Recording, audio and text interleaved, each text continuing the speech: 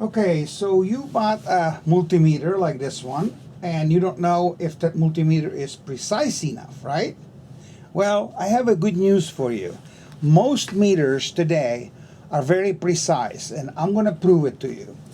I have here 1, 2, 3, 4. Here's the fifth one. I have another one over there. These are special boards that generate precise voltage. Like for instance, this one right here, I think it's set right now to 10 volts. So let me do the polarity right so you don't see the minus sign. And as you can see, it's 9.997. And if you look over here on this board here where I'm pointing with my finger, it says that the 10 volts is measured at 10.01. So this thing is only 2/10 behind, and that's very precise.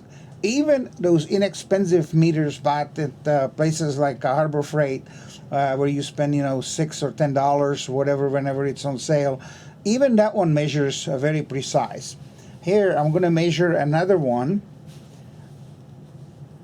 and this one is set to for 5 volts. And as you can see, it's 4.998. And if you look on a board on this board, you can set the voltage to 10 volts, 7.5, 5 volts, and 2.5 volts. Okay, so that's very precise. This one here is also measures volts, and right now it's set to. Hold on, let me get my eyes going. 2.5 volts. So if I put this in here and here, you see 2.498. And on the bottom, it will say that at 2.5 volts is 2.50059. So that's very precise. And so then, if I switch it to over here, that's 5 volts. So this will show 5 volts. 4.998, 4.98, that's very precise. And push it again, that's 7.5 volts. And then push it again and it will do 10 volts.